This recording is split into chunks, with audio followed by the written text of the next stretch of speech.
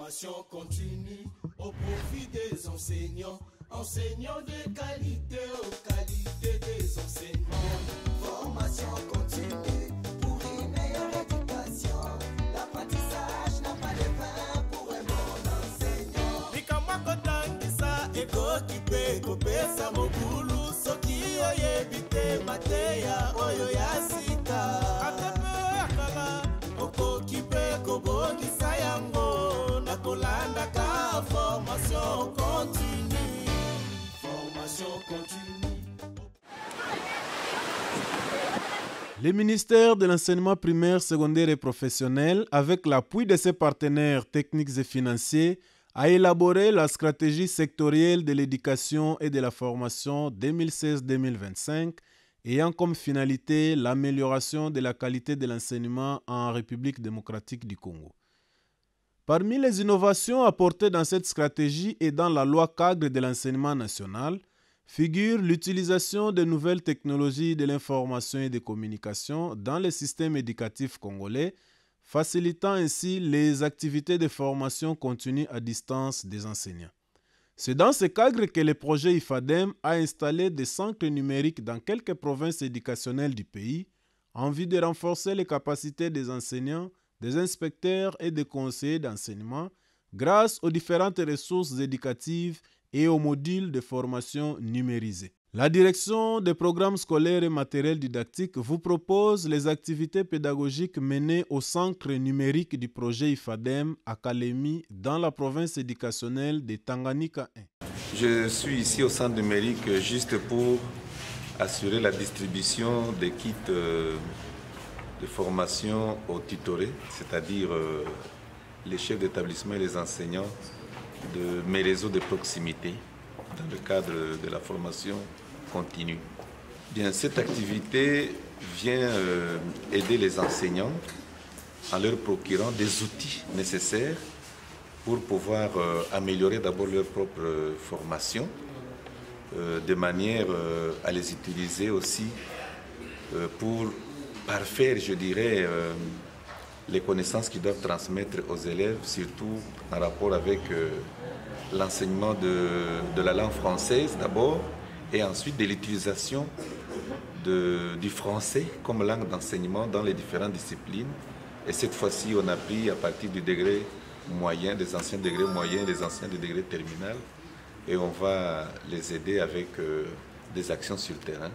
On a senti qu'il y a eu une certaine amélioration, surtout par rapport à ce qui concerne l'utilisation de la langue comme moyen, c'est-à-dire comme langue d'enseignement. On a eu à relever et même à déplorer par le passé quelques erreurs, je ne dirais pas des fautes, mais des erreurs du maniement de la langue. Alors c'est ainsi que parfois à partir des enseignants, on laissait transférer certaines erreurs chez les élèves. Mais maintenant, avec les formations qu'il y a eu par le passé, et ensuite avec la pratique actuelle, on sent que les enseignants commencent à améliorer eux-mêmes d'abord leur pratique de la langue. Et ça facilite aussi la transmission de connaissances auprès des élèves. Nous sommes très encouragés par la présence de l'IFADEM parce qu'elle vient encore en appui supplémentaire pour aider nous qui sommes des praticiens du terrain à fournir quelques outils aux enseignants d'abord, et nous nous servons de ces outils pour pouvoir rappeler aux enseignants ce qu'ils doivent faire correctement pour la bonne transmission des connaissances à nos élèves, surtout en rapport avec la pratique de la langue française. Les enseignants du degré moyen et terminal reçoivent les kits, lesquels kits vont pouvoir servir comme matériel lors de la formation. Parce qu'il est vrai que les titulaires de classe de 3e, 4e, 5e, 6e seront encadrés d'ici là par les tuteurs IFADEM. Aujourd'hui, les enseignants ont aidé amplement à ce que les élèves arrivent à bien parler français parce qu'il y a l'interférence linguistique. Et l'IFADEM a mis tout en œuvre pour donner aux tuteurs la possibilité de corriger ces erreurs-là. Moi, je suis tutrice. C'est la personne qui est chargée d'encadrer les tutorés. Donc les enseignants, que nous appelons aussi apprenants, ils sont en train d'apprendre l'approche IFADEM.